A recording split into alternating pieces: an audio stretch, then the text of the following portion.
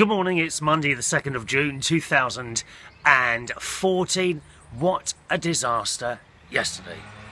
So boys and girls, I'm sorry about the noise. I think someone's soaring down a tree somewhere. Soaring. Zzz. So yesterday, get up as usual on a Sunday, 9 o'clock, all ready to go to church for 10 o'clock. And just after 10, I leave my house. Now, I had a blue jumper on, and I had...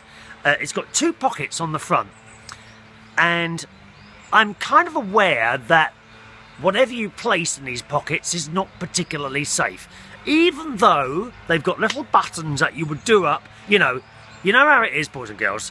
It takes another second to do that button up, don't you? So you don't bother. Anyway, so jumps on my bike, phone in pocket. Now, I have two alarms that go off on my phone, one at 10 and one at 11 to remind me to do pills, okay? So the 10 o'clock one's gone off. Off I cycle on my bike, and then I got so far to the swimming pool, which is just down there. On the way, okay, I heard something, like I cycled over something. Do you know what I mean? Like a clunk. Anyway, I looked back, and I couldn't see anything. So I just carried on. Just a quick glance behind you. Always look behind you. You don't know who's coming up the rear end. Anyway, so I carried on my journey. And then a little bit later on, I thought, that's funny. The other alarm hasn't gone off. And I went for my phone. Not in my pocket. And I thought, I wonder where I put that. Then I checked my trouser pockets. And the little bag on the back of the bike. I've got bags on the back of my bike. Do all my shopping on the bike, you see. Not there.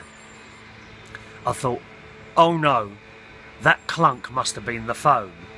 I've turned round the bike and pedalled furiously, boys and girls, furiously back along the path. And then where I got to the bit I heard the clunk, I slowed down. At this point, a boy was coming the other way and he was on his phone.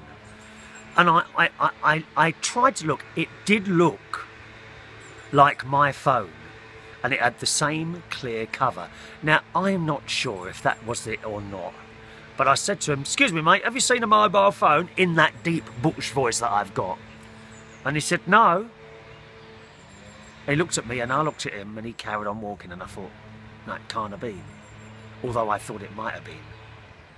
Came back home, looked everywhere, rang the phone, it wasn't ringing, turned on the home computer on this little program called Find My iPhone, and it had been switched off. The Find My iPhone thing is you can go on the computer and log on to this thing, and a little map comes up and tells you roughly where it is, unless someone switched it off. Now, it was on when I left the house, so whoever's picked it up has been very clever and immediately turned it off, and doesn't appear to have turned it on since. And I thought, you've lost it. First thing, as quick as possible, cancel the SIM card. Rung up EE, cancelled the SIM card, and then spoke to them. What do I do? Well, we can send you a new SIM card tomorrow. You know, and I said, I need one now.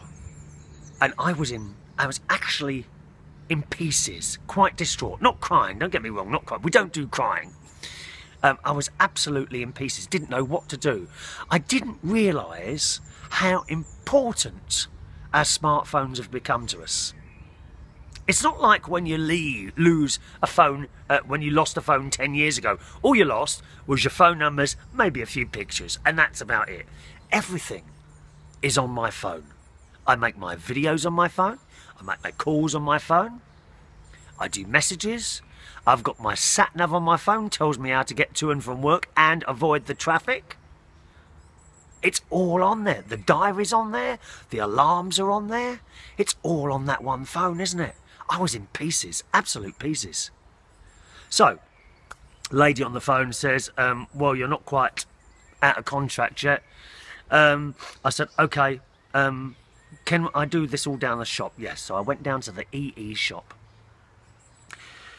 And I decided to buy a phone outright. This has cost me an arm and a leg. And if it's going to cost me an arm and a leg, I thought, sod it, I'll upgrade it. So I've now got a 64K, 64 meg, 64 gig, 64K iPhone. 5S, which is better than the one I've got before. Nevertheless, I'm not going to tell you how much it cost. It cost me an arm and a leg. Got it home.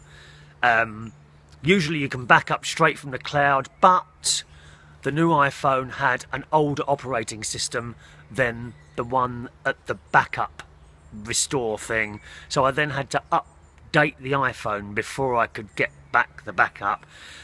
In the space of 3 hours, I had a brand new iPhone, fully up and working, everything back on there, so I'm kind of happy. Yes, it's cost me an arm and a leg, but I'm happy I've done it. I would be completely lost now without an iPhone, and I'm not one of those people that goes along checking it all the time. Awful. The one thing I've got to do today is cancel my Carphone warehouse phone insurance, because after purchasing it yesterday, I've read some really bad reviews on it, so I'm going to try and cancel that today. Well, I should be able to cancel that today. I'm sure they'll be bloody awkward about it, but I must try. So that was my little disaster yesterday. But we are all up and running again. Perhaps even quite higher quality. And today, because Daniel in Camberley complained yesterday, or Saturday for the live show, that I hadn't made an effort dressing. So I have today. I've put on a nice, pretty pink and white check shirt for you. How camp is this? Now, if you don't mind, I'll go back upstairs and change into something more comfortable. See you tomorrow.